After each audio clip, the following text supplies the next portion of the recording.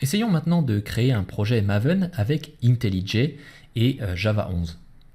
Alors on va toujours choisir Create New Project, ici dans la mire de départ ou via le menu. Mais cette fois, plutôt que de choisir un projet Java, nous allons choisir un projet Maven. Et vous allez tout simplement faire un Next. Comme toujours, il va falloir renseigner le triplet Maven qui correspond à votre nouveau projet.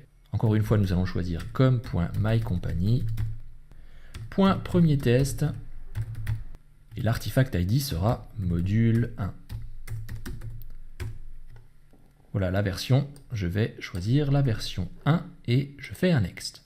Alors dans IntelliJ, le nom du projet pourrait être différent de l'ID de l'artefact. Moi je vais garder le même, je fais un finish. Vous pourrez constater qu'avec IntelliJ, eh bien, lorsque l'on crée un projet Maven, on reçoit ce petit pop-up ici en bas à droite. Maven projects need to be imported, import changes ou enable auto import. Alors l'idée dans IntelliJ, c'est de maintenir une liste de projets Maven. Alors soit eh bien, on peut manuellement modifier cette liste en cliquant sur Import Changes, ou le plus simple, c'est simplement de cliquer sur Enable Auto Import. Votre projet va désormais être automatiquement indexé dans cette liste de projets Maven. Alors où se trouve cette liste? C'est une bonne question en fait. Vous pouvez y avoir accès en allant en bas à droite ici sur cette petite icône. Vous allez trouver la fenêtre Maven, la voici. Et pour l'instant, donc, vous n'y avez qu'un seul projet, c'est le projet module 1. Alors essayons maintenant d'ajouter une dépendance à notre projet. On va ajouter cette dépendance vers commonslang 3.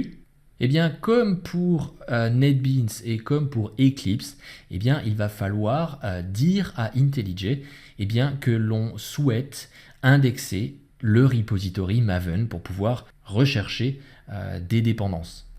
Alors la manière la plus simple de faire ça dans IntelliJ, c'est de cliquer 2 fois sur la touche Shift. Ce raccourci permet d'avoir accès à une recherche globale dans tout l'environnement IntelliJ et vous allez taper Maven. Et là, vous devriez trouver un Maven Settings. En fait, c'est le même bouton que celui qui se trouve ici à droite dans la vue Maven.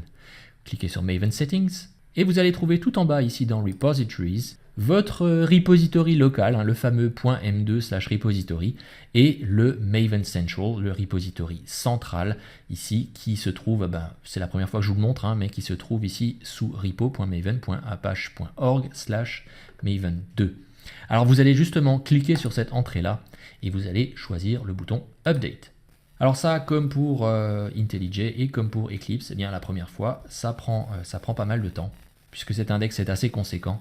D'ailleurs, vous pouvez voir la barre de progression ici en bas. Voilà, le téléchargement de l'index est maintenant terminé. Je peux maintenant ajouter ma nouvelle librairie à mon projet. Alors pour cela, il y a plusieurs façons de faire. Moi, je vous en montre une. Vous allez vous placer dans le fichier pom.xml de votre module, celui qui a normalement été automatiquement ouvert lorsque vous avez créé votre projet. Alors s'il ne l'est pas ou que vous avez malencontreusement fermé l'onglet, vous pouvez ouvrir votre module 1 et vous allez trouver le pom.xml qui se trouve ici. Et dans ce fichier, eh bien, vous allez pouvoir ajouter la dépendance, soit par un raccourci, c'est le raccourci Alt Insert, soit eh bien, en allant dans Code, Generate, Dependency. Et là, vous allez avoir la possibilité de rechercher commonslang 3 dans l'index que l'on a téléchargé il y a un instant. Alors pour une raison qui m'est inconnue, vous ne pouvez pas taper commons-lang3. Le moteur de recherche de IntelliJ ne trouvera pas cet artifact ID. Il va falloir taper commons espace lang3. Voici donc commons lang3 et vous allez choisir la version 3.7. Voilà, vous auriez pu aussi tout bonnement copier-coller ce bloc de votre projet dans NetBeans ou Eclipse si vous avez réalisé le projet sous ces environnements également. Alors je vais réaliser cette classe premier test que l'on avait réalisé dans Eclipse et dans NetBeans. Alors le premier niveau de package n'est pas non plus créé dans IntelliJ, donc je vais le créer com.mycompany.premier test .module 1. Et à l'intérieur, je vais donc créer cette classe premier test.